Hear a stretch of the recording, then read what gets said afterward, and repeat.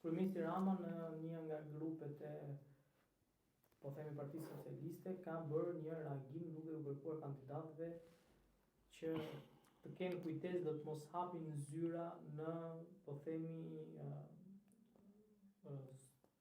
lagje ose zona ku nuk janë kandidatë. Gjithashtu ka kërkuar që nga kandidatët e listave të mbyllura të mos bëhet fushat për kandidatët e listave të hapura, pasi sipas tij kjo prish garën. Si e keni parë? Ligji nuk ndalon kandidatët të jenë të lirë të veprojnë të gjithë qarkun që ata kandidojnë. Pra, pavarësisht se partia të vendosë ty në një zonë të caktuar, kandidati mund të marrë për shembull Tirana, supozojmë që unë jam kandidat i Bashkisë së Tiranës. Po kap Vorën edhe Kavajën. I bjen që unë mos të marrë vota nga Kafaja dhe nga Vora? Jo. Do të thotë që kemi të bëjmë me mbreti jep urdhra për të zbatuar shërbëtorët. Për politika nuk është kjo. Kjo është një intrigë e brendshme për të treguar dhe të çojë mesazh te grupi Erion Veliaj, i cili po lufton edhe ai grup që të gjejë mundësinë të marrë vota dhe të përfitojë në mandat deputeti. Pse bën Rama këtë? Se pikërisht Rama thotë unë derisa i kam i përdor në listën e hapur, por nuk dua që ata të marrin vota personal që të më bëjnë deputet. Dua ata të shkojnë dhe të votojnë për partinë. Pse e bën këtë Rama? Sepse Rama ka një plan sekret. Rama do të marrë 71 mandate. Por Rama të sigurta ka 47 mandate. Me listën e mbyllur, Rama sot që flasim bashk, ka në xhep me 11 maj 47 deputet. Për të arritur 71-shin, ai sa mendon dhe synon ai, i duhen edhe nga lista e hapur. Por nga lista e hapur ka grupin Erion Veliaj. Dhe në rast se nga grupi Erion Veliaj ai merr 10 deputet që janë grupi Erion Veliaj, ai në një të ardhme dhe në rast se merr 71 mandate ose 75, kjo 10 që mund të jetë në listën e hapur të Erion Velis, i bën Ramës intrigë. I bën Ramës që të flasi me veten. Jo me raport me kundërshtarin politik, por në raport me kundërshtarin edhe rivalin e tij Burgaxhi që ka në burg. Pra, Rama nuk çoi mesazh që mos luftoni ju ashtu siç mendon ai. Por Rama dërgoi mesazh dhe thotë mos u fusni se po ju shikoj që po futeni dhe jeni me sukses. Pra në rast se Veliaj nga grupi ti merr 10 deputet dhe Rama plotson që nesër supozojmë është në qeverisë të vendit përsëri, i bën që Rama nuk ka armik partitë opozitare që do të jenë. Rama ka armik 10 deputet që ka Veliaj që mund të rrezojnë Ramën në çdo moment edhe t'ia marrin partinë. Kjo 10-shja, në rast se realizohet në zgjedhjet e 11 majit, do godasi fort dhe bindshme 47 mandatet e Ramës. Rama nuk e ka hallin. Rama ka hallin që mos të marrin këta në listën e hapur të Erion Velis vota të personalizuara. Pse? Sepse do që ti thot unë dua të futem në lista hapur njerëzit e mi, që mos të kem në asnjë moment asnjë pengesë në të ardhmen dhe të qeverisë i lirë në rast se në 11 maj marr zgjedhjet. Po kam cilin i parë grupin e Partisë Socialiste, a besoni që është kompakt apo ka dhe divergjenca mes tyre?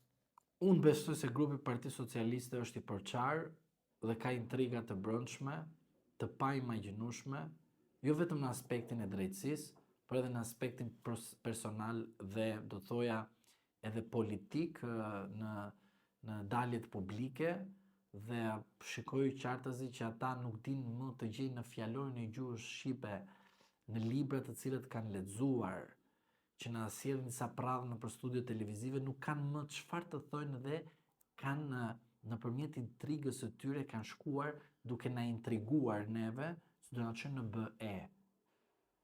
Pra, ky slogani që ne shkojmë në BE, edhe ndërkohë nga 2013 deri më sot Shqipëria është populluar, është slogani i intrigës më të madhe që na tregon Qartazi që Partia Socialiste dhe brenda grupit saj nuk ka fjali të tjera, nuk ka më asgjë tjetër përveç asaj të mashtrimit, të na thotë që do ju bëjmë një pasaportë dhe pasaporta do jetë europiane, sepse nga 2013 deri më sot që jemi sot ne, ju kemi çuar në Europë.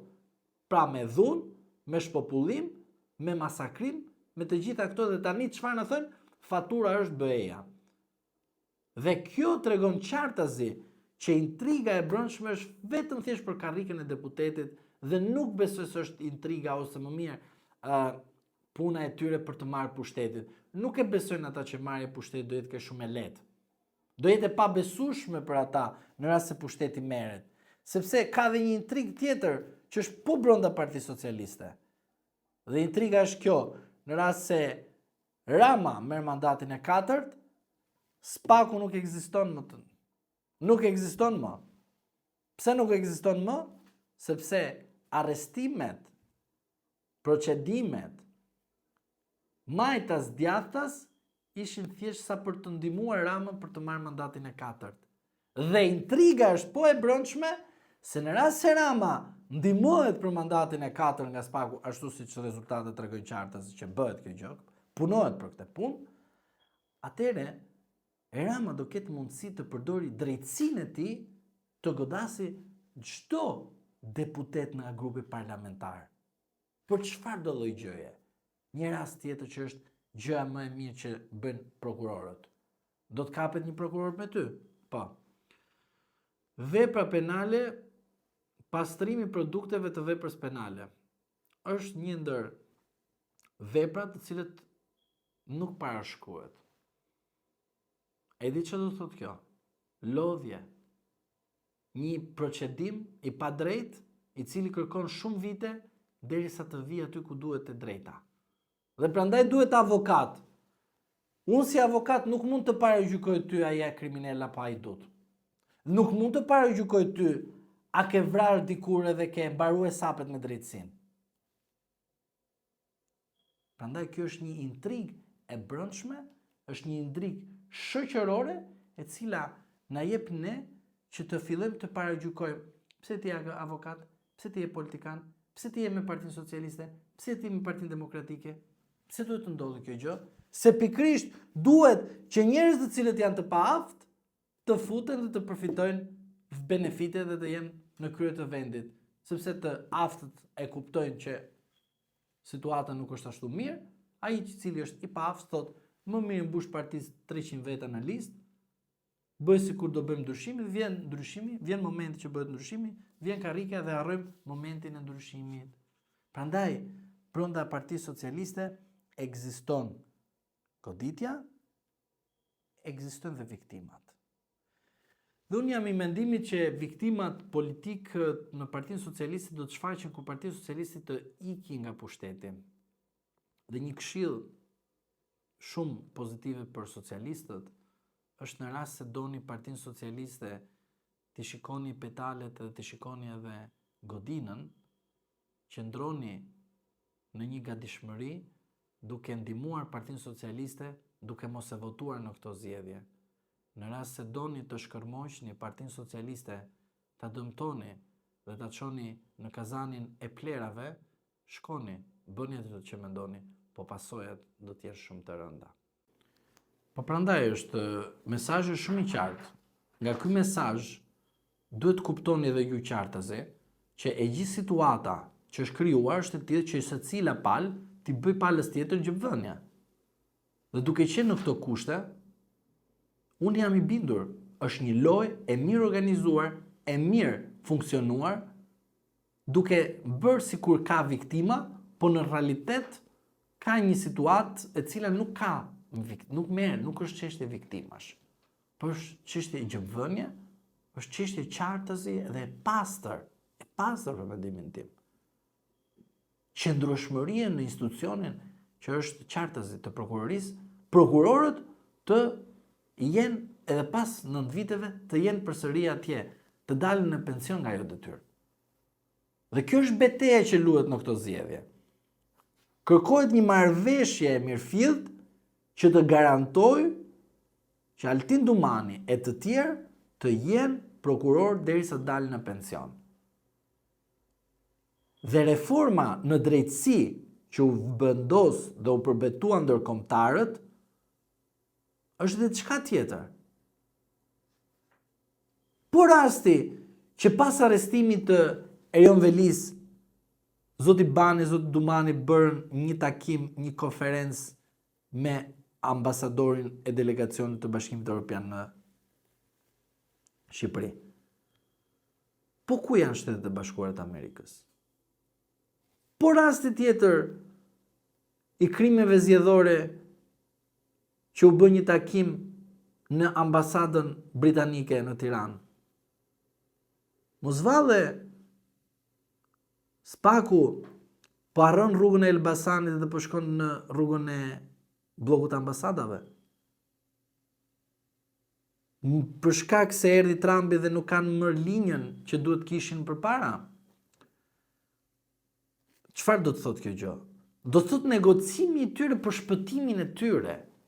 Këto janë thjesht shpëtim, duam të shpëtohemi. Dhe si dështuam me amerikanët, sepse ndryshua administrata, foto Blinken, Dumani, që u bë në dhjetor, ishte një gabim fatal për Dumanin. Dhe kjo foto ka pasoja profesionale ndaj atit. Pse?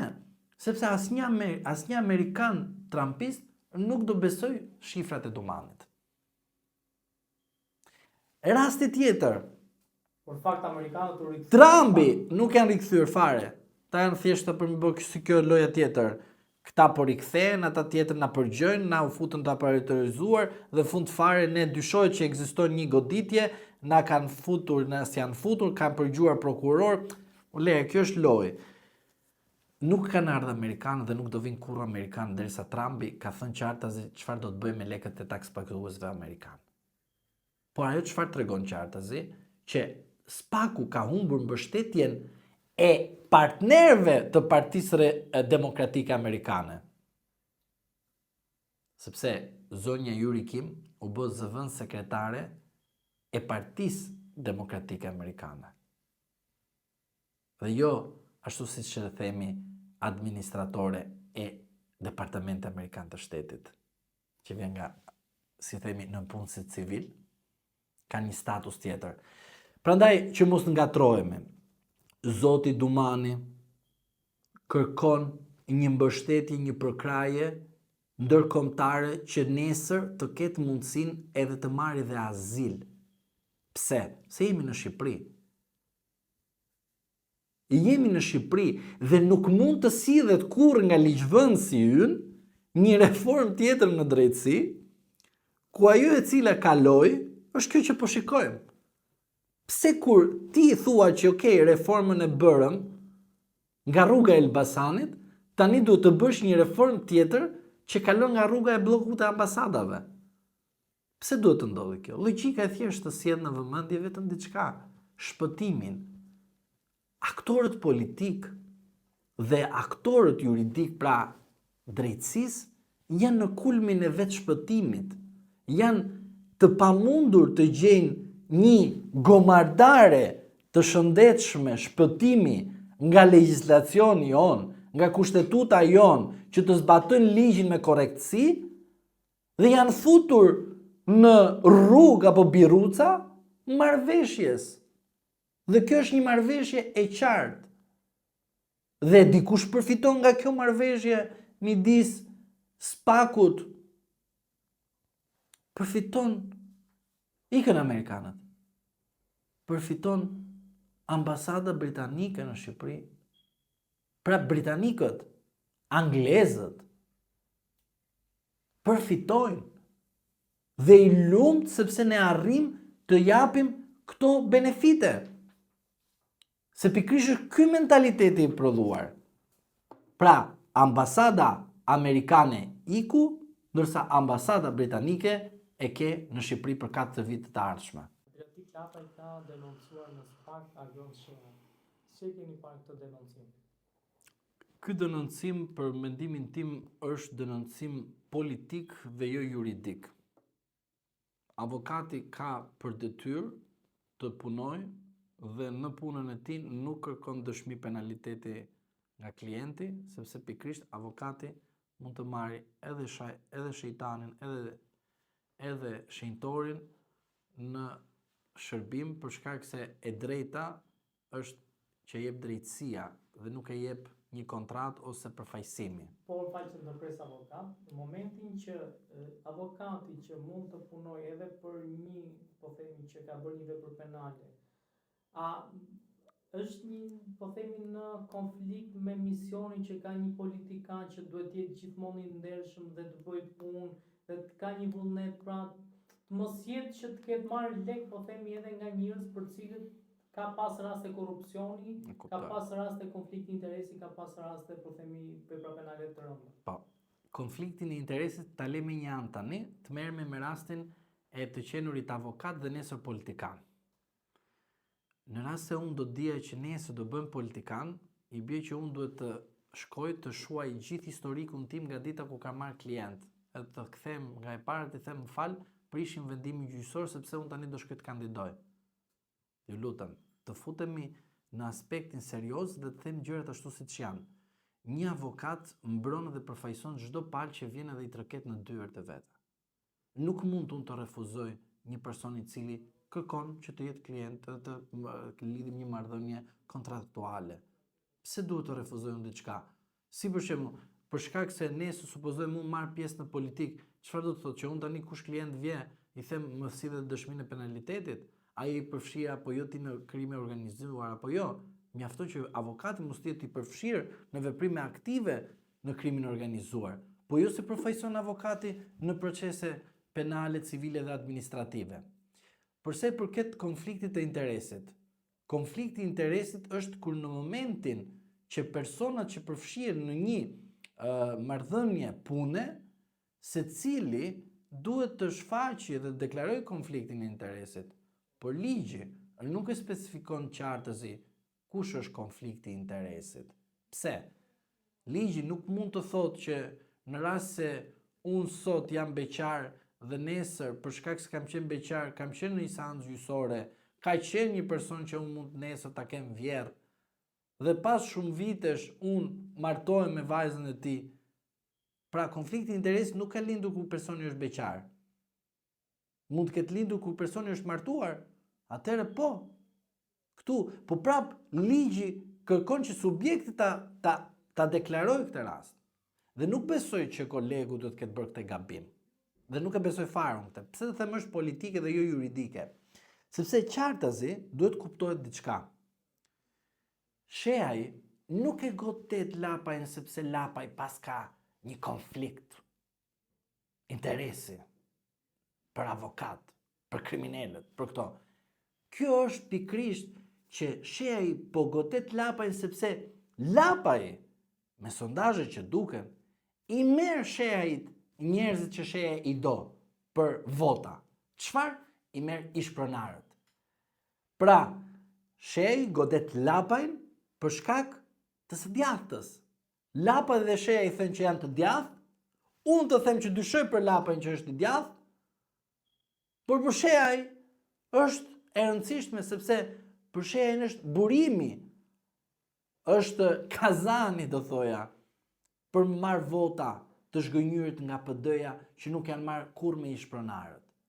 Dhe lapaj, duke ditur mirë ligjin e ishpronarëve, nuk kam dyshime në aspektin profesional, politik po, por në aspektin profesional jo, duke ditur ligjin, e përdor atë në fushat për të marrë njerëz nga e djathta për shkak të pronës. So kush është problemi kryesor që ne ndjekim në procese gjyqësore? Prona. Dhe lapaj e komandon këtë, dhe shejaj në sondazhet që ka parë, e ka kuptuar qartë që goditet në këtë formë dhe e godet lapaj duke i bërë moral. Pra nuk bëhet politik me moral në aspektin që kur linde ti, duhet kishe marrë masë sepse ti nesër do bësh kryeministër. Ose kur bërë ti avokat, po, ti tani do të bësh hoxh ose prift. Sepse shejai përdor edhe një mentalitet tjetër që asnjëri s'ja ka thënë.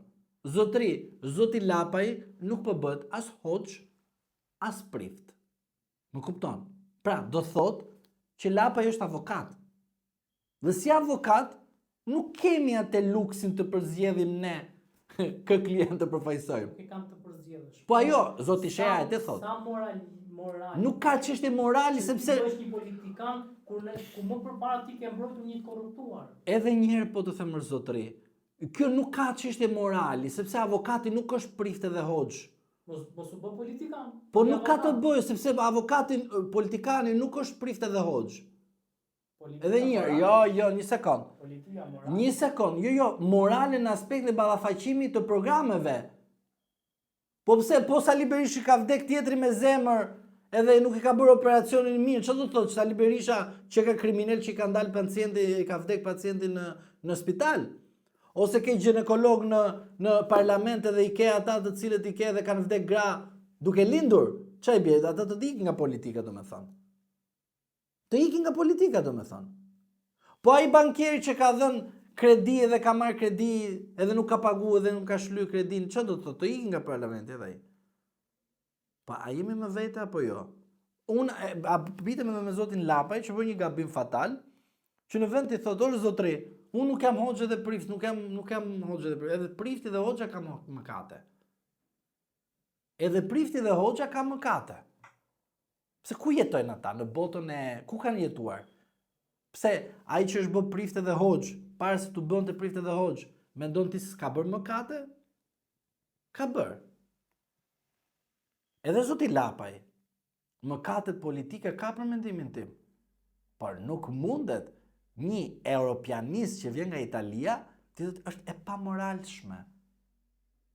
Pse ku e pas ke ti nivelin e moralit dhe dismoralit për tjetrin që ta masësh?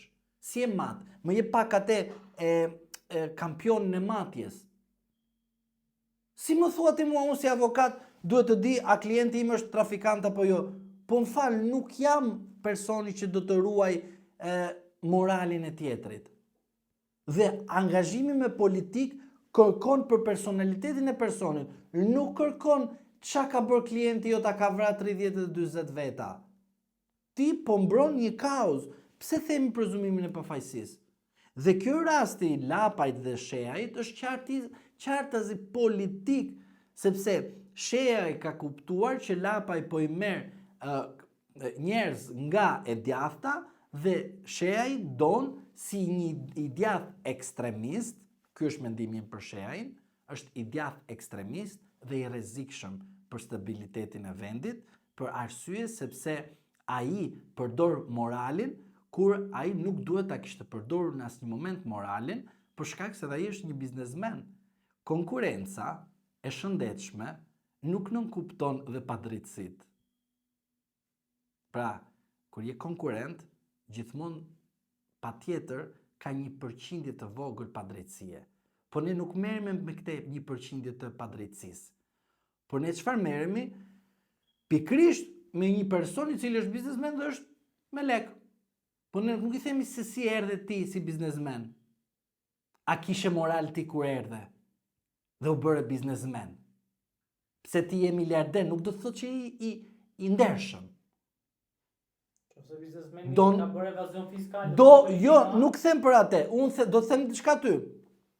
Hajde nesër. Mendimin tim edhe biznesmenin vetë është një raport konflikti me politikën. Po. Sepse nesër ti mund kalosh një liç në kuvend për veten tënde. Ose në dëm të vetes tënde, ose në favor të vetes tënde. Sepse qeveria po themi harton taksa, rregullon. Po atë them, edhe bukën zotri që ti ble dhe unë, edhe qumshtin, janë politika që janë bërë me ligje dhe pastaj biznesi vjen edhe futet në treg. Dhe tregu harton politika, kush parlamenti harton. Por çfarë duhet të them këtu? Zotri, do nesër të bëjmë biznesmen të dy bashk? Hajde marrim kredi nga 10 bankat e Shqipërisë. Unë edhe ti bëhemi super miliarder. Tani, për shkak se u favorizova duke marrë 10 kredi dhe u bëra miliarder, më tregon mua që jam i pamoralshëm? Në aspektin njerëzor ti që je pamoralshëm, por në aspektin ligjor ti je shumë i rregull. Dhe kështu është edhe nga ana e avokatit. avokati nuk mund të bëjë selektim a jeti i mirë apo jo.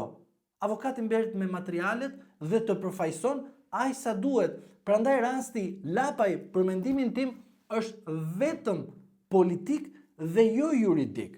Se në rast se personi që del gjatë gjithë kësaj kohe dhe ka prova që të çojnë në ndjekjen penale të personit, duhet të bëjë kallëzim penal dhe jo të presë që tjetri ta çojë për kallëzim për sa i përket shpifjes.